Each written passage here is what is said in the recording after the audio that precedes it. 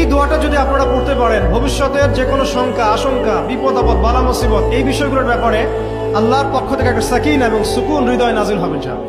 একবার আমার মনে আছে যে একটা জটিল মাসালা নিয়ে আমরা আমাদের মোহতারাম খতিব সাহেব, বাইতুল মুকাররমের বর্তমান খতিব সাহেব, তার দ্বারস্থ হয়েছিলাম। একটা মুশকিলা দেখা দিয়েছে। একটা দোয়া শিখিয়ে দেন, যে দোয়ায় আমল করলে ইনশাল্লাহ এটা চলে যাবে। তা আমাকে তিনি পার্সোনালি বলেছিলেন যে এই দোয়াটা যেটা আমি এখন শিখিয়ে দিচ্ছি আপনাকে, এই দোয়াটা জিবরাইল আলাইহিস সালাম রাসূলুল্লাহ সাল্লাল্লাহু আলাইহি ওয়াসাল্লামকে শিখিয়ে দিয়েছিলেন, এবং রাসূলুল্লাহ সাল্লাল্লাহু আলাইহি ওয়াসাল্লাম এই দোয়াটা খালিদ বিন ওয়ালিদ রাদিয়াল্লাহু আনহুকে শিখিয়ে দিয়েছিলেন। শোনার এবং শেখার খুব আগ্রহ ছিল।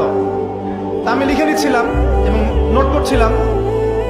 এই দোয়াটা যদি আপনারা পড়তে পারেন, ভবিষ্যতের যে কোনো শঙ্কা, আশঙ্কা, বিপদ আপদ, বালা মুসিবত, এই বিষয়গুলোর ব্যাপারে আল্লাহর পক্ষ থেকে একটা সাকিনা এবং সুকুন হৃদয় নাজিল হবে। একটু বড়